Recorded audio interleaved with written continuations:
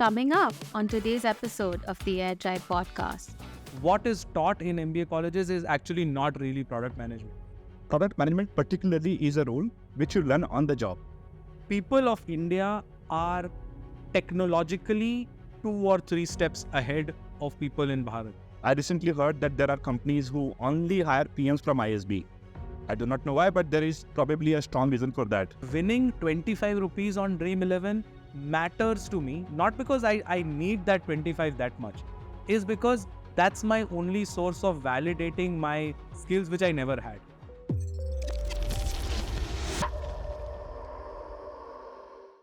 So Malay, we talk to product aspirants all the time. One common question that we have seen across all of them is, do they need a technical background to become a PM?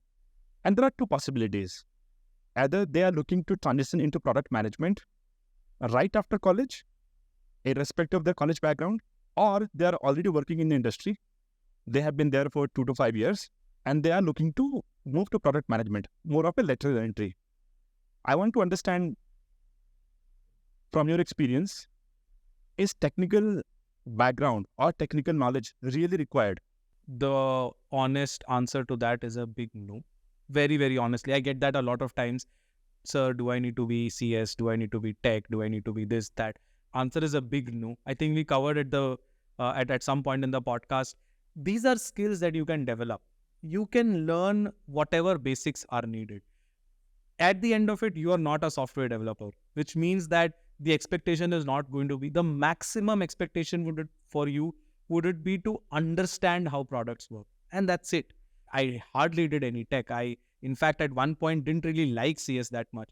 After a point, I had a few mentors or seniors who actually helped me understand that this is not very different from engineering. And that's when I realized, this is not actually that tough. I found it tough early on. So really, really not important to obsess about it. Very easy to know the kind of thought process and jargons you need to understand to build all of these tech products. And of course, you will always help. No one is going to tell you to come and sit and code. There are going to be people for it. You will always just be required to understand what those people are saying. You will just be required to speak their language. And that's not very hard. I mean, so do I need tech knowledge? Big no. Whatever you need can be figured out very easily. This is the easiest part of transitioning to PM. The tougher parts are product sales. The tougher parts are curiousness. Tech enablement is so straightforward. I mean, now we've got so many tools that will help you, get there in a flash. It's one of the easier parts. This helps a lot. I think it also breaks down the myth, that you need to master technical for your first shot in PMing. This is helpful. There is one more related question that we keep getting from our aspirants, which is around MBA. I think people have incentives here, but there are lots of MBA schools. There are some good ones, in India. And there are many PMs who actually went to some of those schools. Talking about ISB, for example, I recently heard that there are companies who only hire PMs from ISB. I do not know why, but there is probably a strong reason for that. But my question is, do people really need an MBA background? Because I get asked this a lot. I have a very nice set answer for this. And product management in India, or actually across the world, is very new. I mean, if you look at sales has existed from the time of Henry Ford, where he used to sell cars to people. So the processes of sales exist from that time. Marketing, everyone's always been marketing and branding stuff. Product management started only when Google brought this concept in 2004-5. When it brought this concept of, hey, I'll give you this Google Drive project, you make it into an independent product. In India, it came in 2017-18, really. Uske pehle there were very handful of product managers in the ecosystem, which is why we didn't know where to hire people from, right? So when something is new, for example, even let's say coding, for example, when it was new, when it was very, very nascent, the way to do it in India, in IT, was mass hiring. Go to a college, offer a package, get people in mass, train them. Whoever stays goes ahead, whoever doesn't gets churned out. So you set up processes for these kind of hirings because you don't know enough about them. Now to hire a PM, what was the filter that you would need? Engineering college wouldn't offer a product management education. They wouldn't offer the guarantee that the guy is going to be good at stakeholder management. So that is out of the picture. Interviewing a lot of people is again another pain, which is something that bigger companies, banks, and all of these corporates wouldn't want to do. So what's the next best filter? MBA became a very nice default filter because one, you will have a good peer group. Two, you will have a good communication and stakeholder management because that's what they teach. Three, you will know a little bit about everything: ops, HR, finance, microeconomics. You would know a little bit about everything, and that's what we want. So that is where it hit people. Oh, best management colleges should be PMs. And that's how it all started. Over the last 3-4 years, it has become evident that it's not necessary that you need to be from this MBA, because what is taught in MBA colleges is actually not really product management. You get taught a lot of core management skills, but not building products. Which is why if you look at profiles of people who've done MBA from great colleges and where they've gotten product management, their first job is always a big bank, a big consulting company, a big edtech, right? Those kind of places. There are not a highly tech-enabled startup, because a tech-enabled startup would look for what you can build. Whereas a registered, a long-term bank would probably look at, okay, so-and-so college does an MBA, should be good, I'll take it. More like how they used to hire for consultants. Exactly. Consultants also. We didn't know where to go. MBA was like, does a bit of everything, is smart, let's get it. Because that's what most recruiters are looking for. Where can I get smart people? When we were looking at IT, cost was a big component. So where can I get decently smart people at good cost? I mean, at lower cost. With product managers, cost is not that much of a problem because you don't hire a lot, you hire 3-4 only. So where can I get really smart people at a decent amount of cost? An MBA, you don't fit that bill, which is why you required an MBA to get to PMing for a lot of these companies.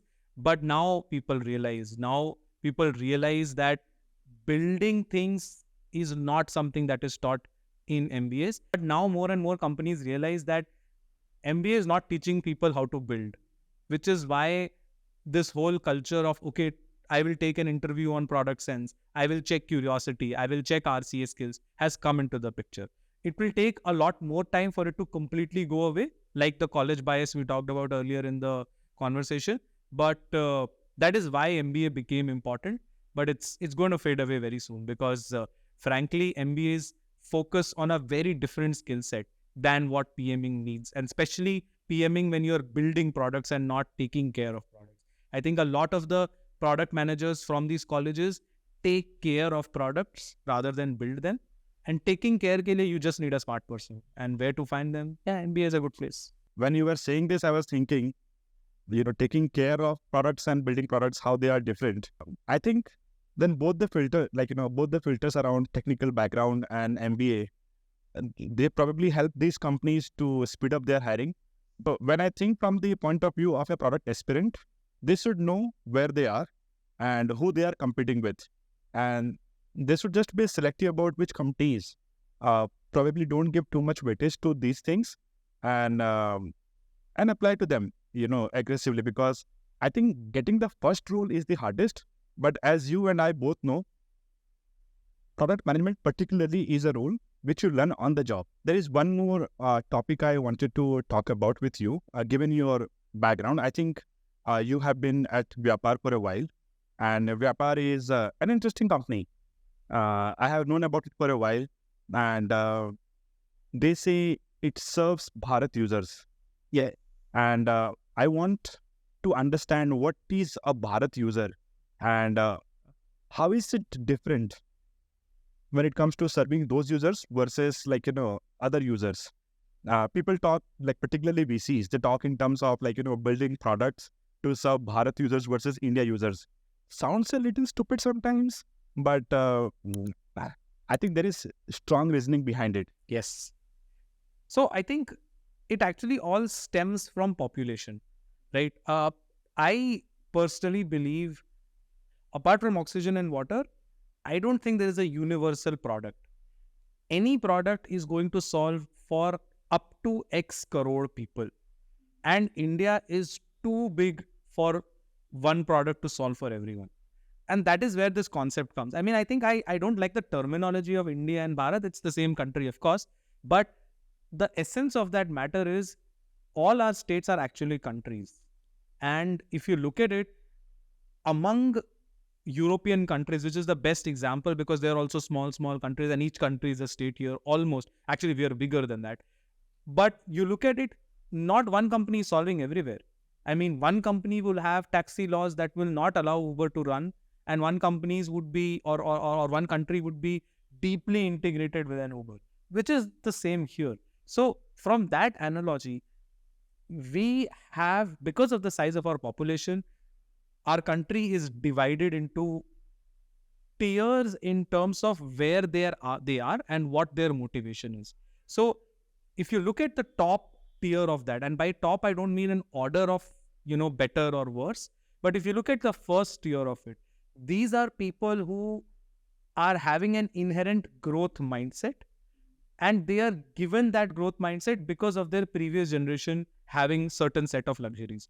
So of course, I mean, if you read up on it, people would divide it based on financial status, people would divide it based on what they do, where they live, and all of those things. But I think the core differentiation between India and Bharat in my mind is people of India are technologically 2 or 3 steps ahead of people in Bharat. So how I look at it is, imagine where tech was for you, but imagine 10 years back. So imagine WhatsApp just coming into your life. Imagine no YouTube really, entertainment just coming for your life. And imagine that in a place that is remote India. By remote India, I don't mean in the term of in a village or in a forest with bad network and all of those things. What I mean is places that you've not been to, or all of us have not been to as usually as others. So this includes tier 2 and beyond and tier 3 kind of cities. And the core difference is that growth mindset. A lot of these people, while they might have money to spend, this is their first time they are actually seeing that much money. And that makes a lot of difference. If you look at products that have done well, at least in terms of numbers in this segment, ShareChat, Moj, Chingari, Dream11 to some extent, right? It taps into that strata where, winning 25 rupees on Dream11 matters to me, not because I need that 25 that much, is because that's my only source of validating my skills, which I never had. So when I talk about Bharat, or when I think about Bharat, it's actually us, but with technologies maybe 10, 15 years behind. And it's also a situation in their life where they have not chanced upon this because of their previous generation. This is the first time or so they are actually having enough to look at new products, right? I mean, you try products only when you are beyond a certain level of comfort zone. I mean, my parents wouldn't try new products. I mean, they would be happy with what they have because that's sort of the first time they were getting access to it. So that's the main difference between India and Bharat. And that's why that's the main difference between products that work for India and products that work for Bharat. For India, products that focus on growth mindset and convenience, for example, an Uber will never work in Bharat, because you can't tell a person there that I will save 10 minutes of your time and you pay me a premium there, because they don't value that 10 minutes. They have a lot of time. They have money. Money is not a challenge. But you can't tell them that I will save 15 minutes of your time and that is why you should use my product, because they have enough time. I mean, they have a business of sort that is set that doesn't require that much of their time and effort. All they need is, ability to create value that is beyond all of this. That is beyond what we feel value is. 10-minute delivery is value for us. It's not for them. For them, getting closer to their family, getting closer to the family's happiness, earning more money, having an opportunity to, see their next generation go to a better college, go to a better city. Those are the kind of motivations that frankly don't exist here in India because we've already achieved a lot of that. So I think philosophically, that's how I differentiate it. Apart from that, I think when, like you said, VCs, I think for them, it's more about TAM and it's more about the number of users. But I feel it's almost like two different countries. It's almost like two different sets of users. Have you come across this report by Bloom Ventures they call it Indus Report? And very interestingly, they talk about four Indias there. Yeah. India 1, India 2, India 3, India 4. The report was very comprehensive and very useful for anyone building for the country. It talks about how small is the population when it comes to targeting users who are going to be paying for your product. That number is close to 40-50 million. That's it. Yeah. I mean, the whole 100 crore, 150 crore is a myth. I mean, how I look at it is there are 4 core things that people want. And one of them is time, one of them is health, one of them is money, and the other is satisfaction. And everything can be broken down into these 4.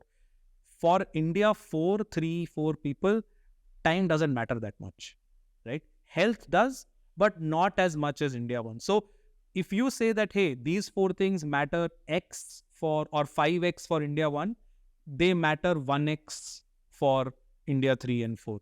Because unfortunately, they've come from a place or they're coming from a place where this has never mattered even to the extent of what it's mattering now. So if you save time for them, they will be more of, it's better, but I can just walk and get things.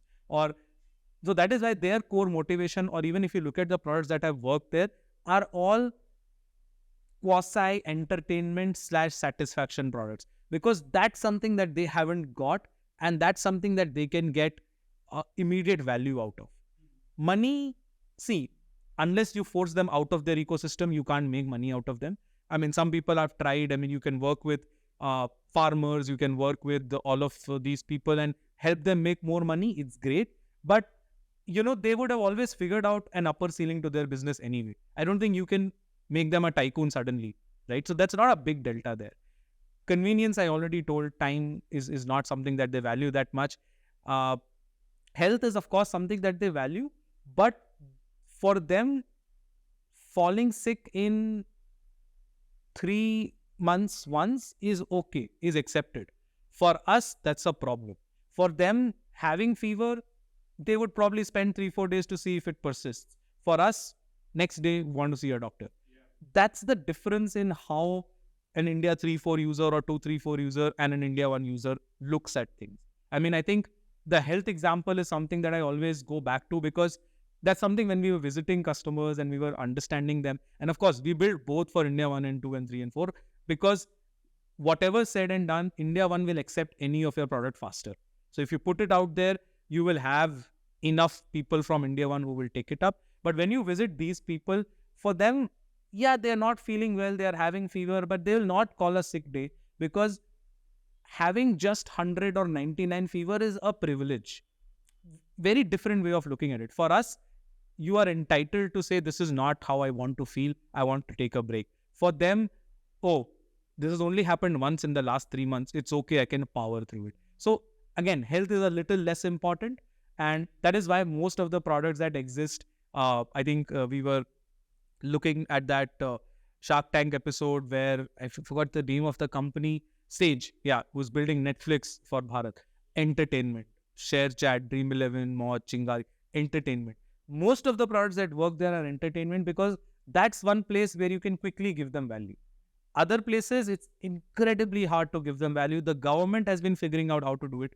They've tried minimum wages, they've tried subsidies, they've tried, education programs, but they have all not worked because they don't see value in any of them. So the major challenge in solving for Bharat is, how do you find something that makes these guys happier or makes these guys appreciate to give you money? Now that you brought up Vyapar and now how it also has these 2 major segments of users, I would want to understand what's the difference in how you approach these 2 different segments, and does it impact how you build the product and features for these two users. How has been your experience there?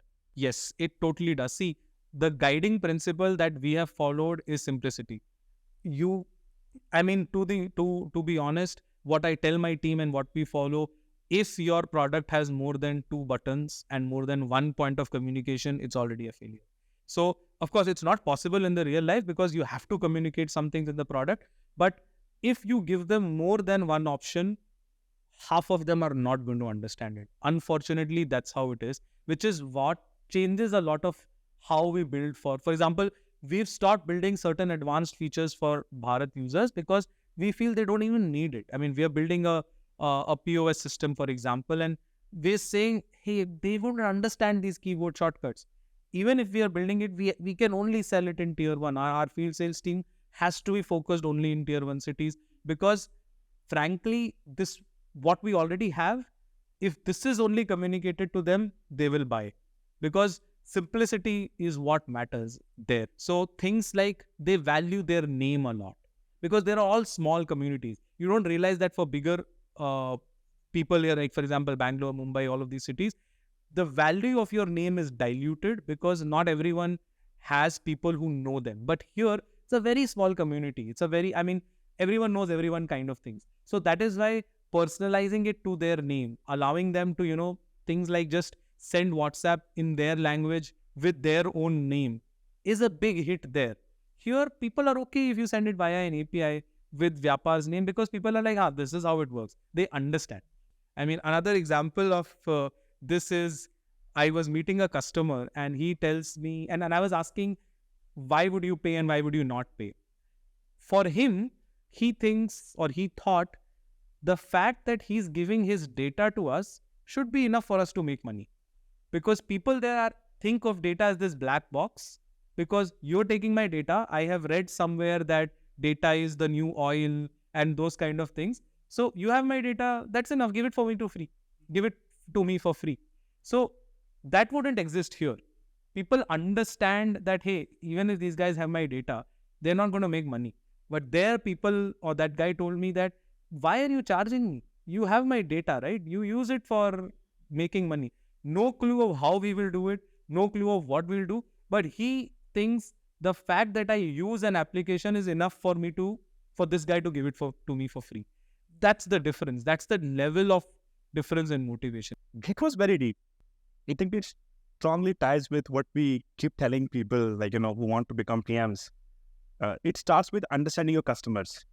Who your customers are, where they come from, what do they really want, what are their real pain points, what are their real motivations.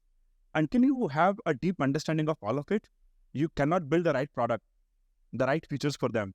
And given what you are telling me about, your experience at Vyapar and these two different types of users, that's very interesting and very insightful. So thanks, Malay, for coming to the podcast. It was really, really fun having you here. I learned a lot. Oh, I did too, yeah. I'm pretty confident our audience is going to learn some very, very interesting new things about how to get into product management as a career. What are the myths about, the role itself, and what are these different segments of users?